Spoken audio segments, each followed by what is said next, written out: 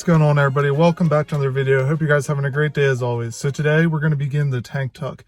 So this is going to be episode 1 of the tank tuck. I'm going to have to make it 2 videos just because it will be a couple day project since I am working on a few things for the Wrangler at the same time. So let's go ahead and get right into it. So I've gone ahead and removed most of the bolts that are holding the gas tank and the skid plate in. The gas tank is actually mounted to the skid plate, so that's how it attaches to the Jeep. As you guys can see, this thing has collected a lot of dirt over the years. I really haven't driven this thing off-road in probably 2 or 3 years at this point since I've had the Wrangler. So this is all old dirt that's been here forever. I'm gonna have to clean up some of the dirt around these hoses so that way no dirt gets into the tank when I disconnect everything.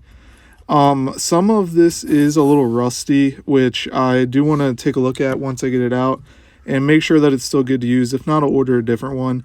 You guys can also see where the spare tire used to sit. This is what we'll be cutting out to raise up the gas tank.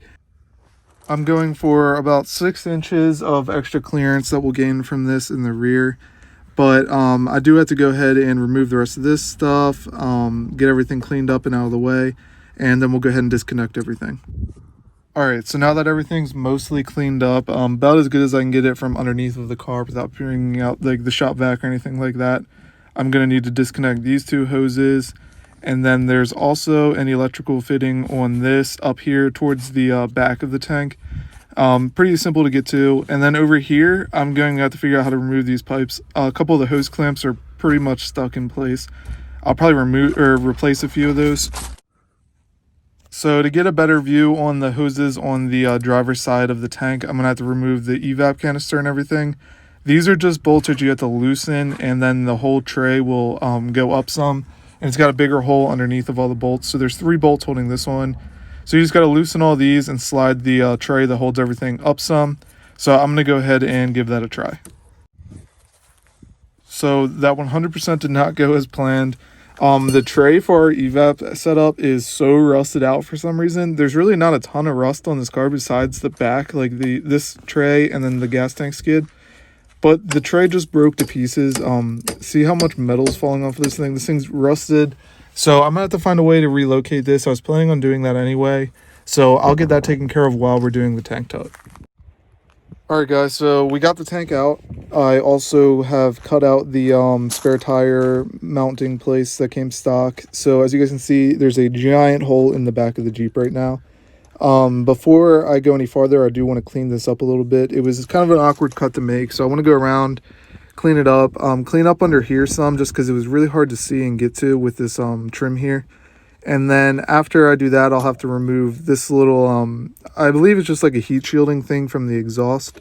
And then I'm going to have to remove some of the carpet here because my plan is, so I picked up some of this epoxy stuff. It's like a silicone setup. And my plan is just to put silicone around the outside of the cover for that instead of putting metal there. Just because I will be building a giant storage setup in the back, and it's going to be super heavy. Plan on 1 drawer down here and then possibly 2 separate drawers above it to hold tools and spare parts. I want a cooler mounting spot on this side. And then over here, my plan is to make some kind of foam insert that will allow me to store like extra oil, power steering fluid, all that kind of stuff that you might need on the trail. I also want to carry a bunch of parts for the Wrangler off-roading. And so that's what's coming next. One thing I was a little bit concerned with after pulling out the gas tank is there's a decent amount of rust on here. So I'm not sure how well it's going to show up on camera, but down here, there's a lot of rust along the side.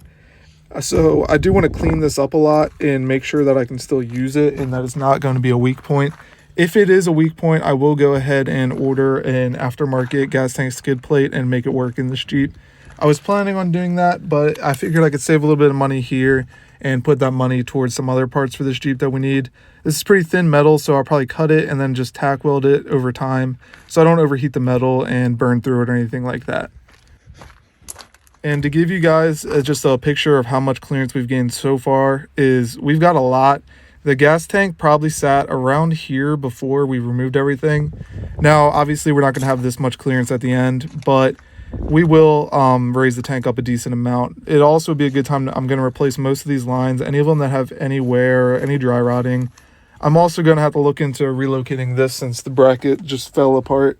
since it was so rusted. So if you guys know anywhere to relocate the evap setup, let me know down in the comments. I hope you guys enjoyed this video, and I'm excited to get this tank duct done and show you guys the final result and show you guys how much clearance we gained. I'll see you in the next one.